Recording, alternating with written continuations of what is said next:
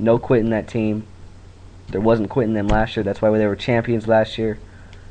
And same with the Giants.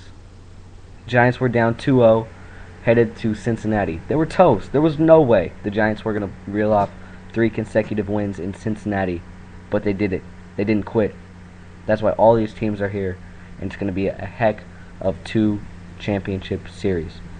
When we get back, a crazy day in college football. We'll go over all the scores. I'll give you my analysis. And we'll also look ahead to what could be the new top 5 tomorrow. But the BCS ranks are coming out for the first time tomorrow, so we'll see where those teams will be placed tomorrow, but I'll tell you where I think they should be placed when we come back on Chris's Corner on Spreaker.com.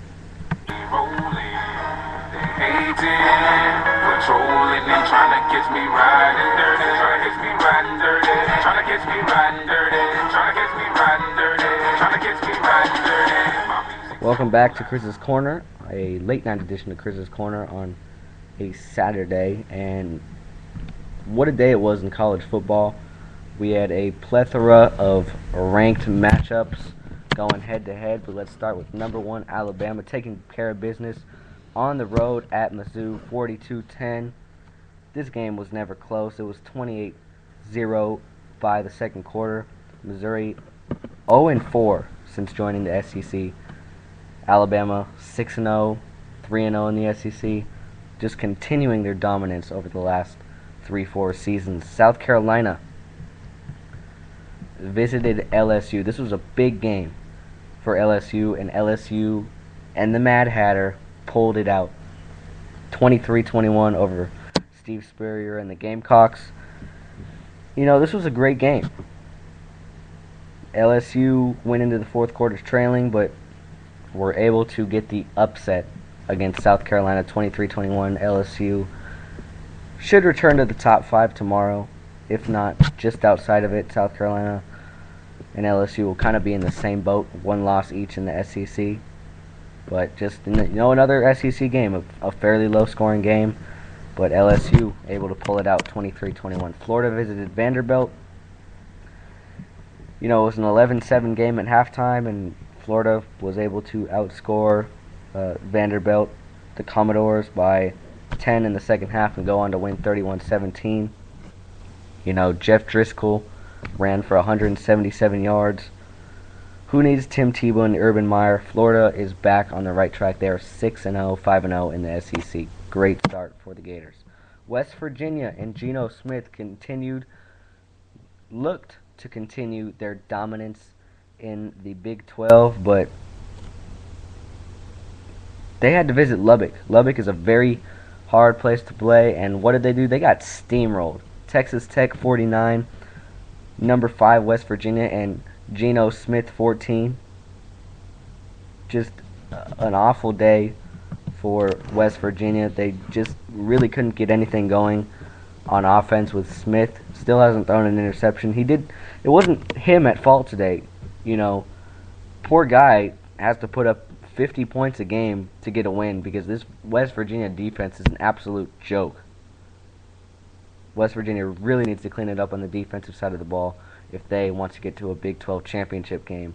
And it starts against number 6 Kansas State next week.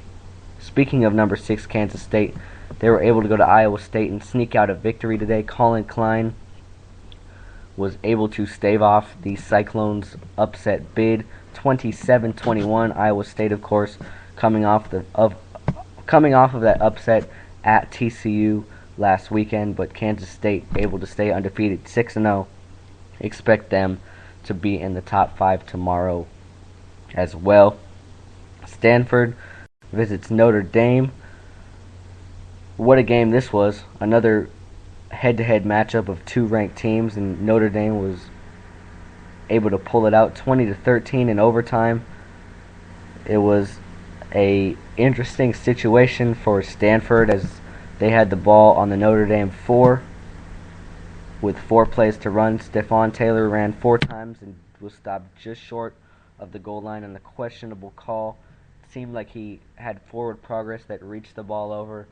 Then they ruled him down before he fumbled it, and it was recovered by a Stanford offensive lineman. They reviewed it, Not the best call in the world, but when you're a good team, the breaks go your way, and Notre Dame certainly had them go their way.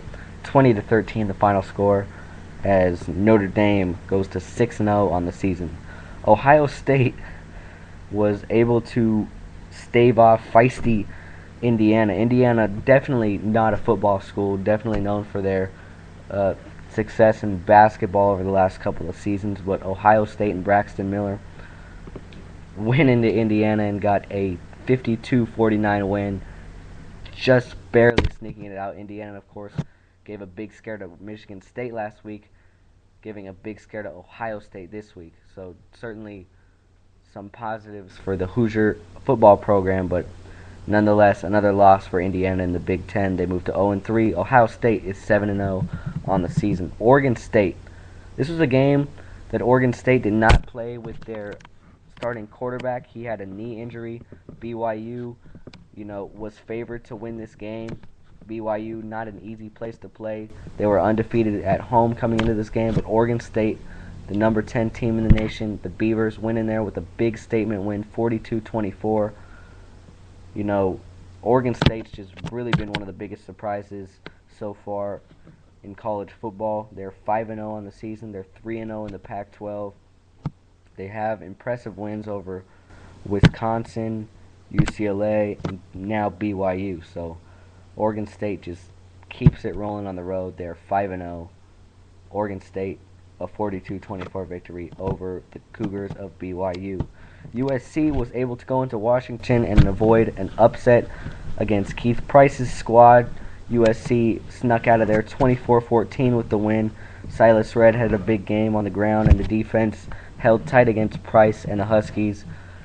USC has such a talented roster, but were held completely scoreless in the second half. Now, I'm not discounting anything from the Washington Huskies defense, but if you're USC, whose national championship hopes are all but a pipe dream, you better be steamrolling every opponent you face, and they're just simply not doing that. They're letting teams hang with them each and every week, and that's why you're probably not going to see them move into the top 5 unless they somehow take down Oregon and go undefeated the rest of their schedule. Boston College, after a loss at Army, tried to upset Florida State for the second straight week. Of course, Florida State lost to NC State last week. Florida State wasn't faced by that loss last week. They blew out Boston College 51-7. Just not good times for Boston College right now. The Red River rivalry, more of a Red River route. Last year, Oklahoma took it to Texas, and this year they did the same thing. 63-21, the final score. Oklahoma had 4 touchdowns by the belldozer Blake Bell, the quarterback that they put in on the goal line, and he was just able to do his thing. Lots of big runs. David Ash, the Texas quarterback, was injured on top of this. 13 garbage points for Texas in the fourth quarter. Just Oklahoma, much superior team in this one. Wouldn't be surprised to see if Texas dropped out of the top 25. Louisville, I picked them to go undefeated, but Louisville with a victory at Pittsburgh, 45-35. Perry had 4 TDs, and he propelled the number 18 team in the land to their 6th victory of the season and their first in the Big East. Tennessee beat Mississippi State. Mississippi State beat Tennessee 41-31. Mississippi State, a big sleeper in the SEC, won that game to go to 3-0 in conference play, 6-0 overall in the season. And they've just been a big surprise. Mississippi State, obviously not a huge program in the SEC like the likes of South Carolina, Georgia, Alabama, and LSU, but Mississippi State just really has gone out there and proven the doubters wrong so far this season. Syracuse was at Rutgers for a matchup of New York area teams, and Rutgers was able to sneak out with an 8-point win, 23-15. The Scarlet Knights are 6-0 and 3-0 in Big East play. Another Big East team was able to stay undefeated against FCS victim Fordham, 49-17. Cincinnati Bearcats were victorious. They moved to 5-0 on the season. Boise State was able to get a 20-10 victory over Fresno State, a Mountain West Conference matchup. Boise State moves to 2-0 in the Mountain West and 5-1 overall. And Illinois was shut out by Michigan and Denard Robinson's 4 touchdowns. 45-0. Michigan should be moving up in the ranks. We forgot something. Oh, that's right. The game of the week. Texas A&M 59, Louisiana Tech 57. Now, I watched the beginning of this game very closely. Texas A&M got off to a 27-0 lead. Louisiana Tech came all the way back to cut it to 2, but were never able to tie or take the lead.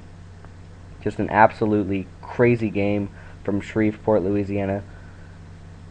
Poor Louisiana Tech, out of the whack, probably going to move out of the top 25, but they put up a heck of a fight against one of the SEC's best teams in Texas A&M. Kevin Sumlin continues his success at Louisiana Tech. His Houston Cougars last year overcame a 35-0 deficit.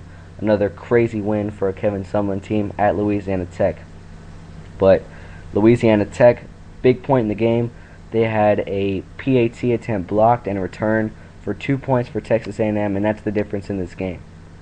If that PAT attempt goes up and through, it's a 58-57 win for Louisiana Tech in the school's biggest game in their history. But Texas A&M is able to move to 5-1 on the season, and Louisiana Tech falls to 5-1 on the season in the game of the week. BCS. The BCS rankings obviously don't mean that much because it's only week 7, but I'll give you my top 5 really quickly. I'll put Alabama at number 1, Oregon at number 2. I think you're going to have to put Florida at number 3. You'll put Kansas State at number 4. And how about Notre Dame checking in at number 5? So that's my top 5. We're obviously going to see how the first BCS rankings come out tomorrow. West Virginia, with that embarrassing loss at Texas Tech today, are going to fall out. South Carolina, you should expect them to fall out after losing to a very good LSU team. Ohio State, obviously not eligible for postseason play this year, so they will not be featured in the BCS rankings, much like USC last year. Oregon State will be on the cusp, as well as LSU and USC. So certainly looking forward to that tomorrow. Also looking forward to the MLB playoffs continuing, and of course it's Sunday. You gotta love the aspect of National Football League, NFL. It was a confusing show, but I'm Chris Sylvester. I'm out.